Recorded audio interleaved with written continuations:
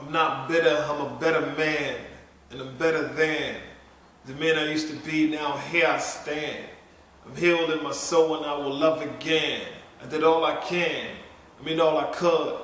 How it all fell apart, I never understood. What's up, world? My name is Rob B. Free Badgett, and welcome to my breakdown of Dead Roses.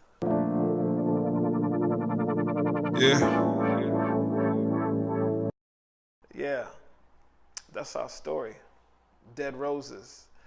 And, as I look back over the course of the relationship where I am now on the other side of pain, I remember going to this seminar, and in it, the woman she asked a question to the audience. She said, what exists on the other side of nothing? And people gave out their answers, and majority of people were wrong. And she says, everything exists on the other side of nothing. And that just struck me. I was like, wow. And I remember, the day that I left out the house and we began the process of, the legal process of ending the relationship. I remember moving into my new place, and I didn't have anything in there. It was nothing. There was nothing. I had a bag of clothes, and I just laid on the floor, and there was nothing in there. And God was like, now we can start.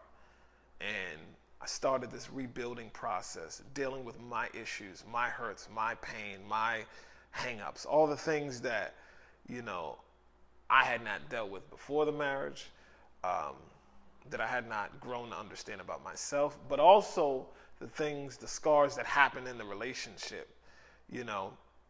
Relationships, we don't really recognize the level of how they impact our life, the shaping of our identity. When you talk about marriage, it's all of that. When you get married to somebody, you're marrying their thoughts, their behaviors, their patterns, their traditions, their cultures, their belief systems. You're partnering up with that, and you do life in that. So when something like that ends, you have to figure out, where am I now?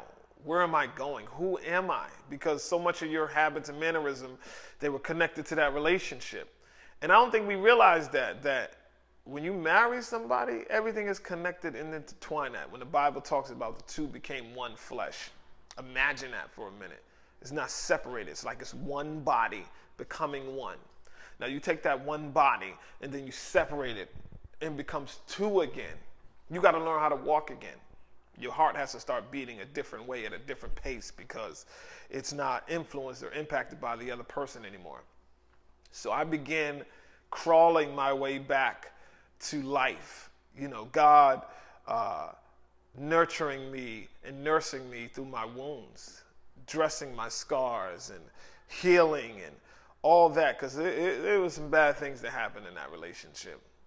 Some toxic things that just corroded that relationship, and it ended.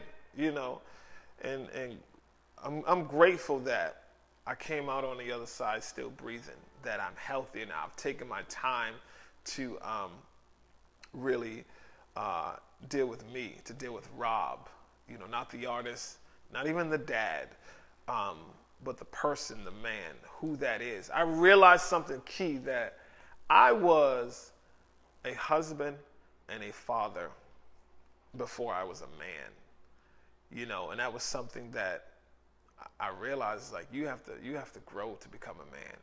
You don't just wake up and you're a man. You have responsibilities as an adult, but that doesn't make you a man.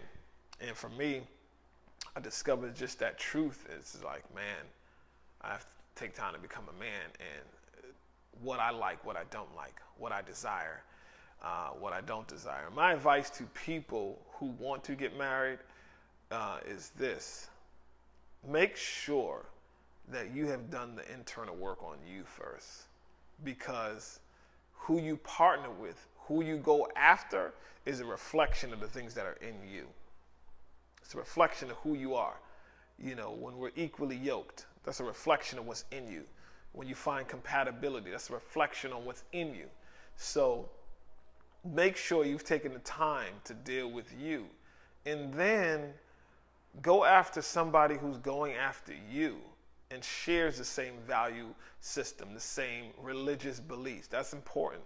Whatever your religious belief is, or whether it's not that, that will impact your relationship. So make sure who you're partnered with, that you're on the same wavelength with that. Don't ever try to force somebody to be somebody else. No, you marry who they are, not who you believe they're going to become. So just accept those truths to a relationship. And for me, you know, people ask you, oh, you ready to do it again? You gonna do it again? Yes, I am. I'm ready. I'm ready to love again. I'm ready to share my heart, to share my world with a great, godly, loving woman who loves me, baby, who loves be-freeness, loves all this, you know, because I've taken the time to do my work. And I'm going to get what's coming to me and what has been prepared for me, you know. But my rose, it will bloom again. And you'll see me on the other side. Peace.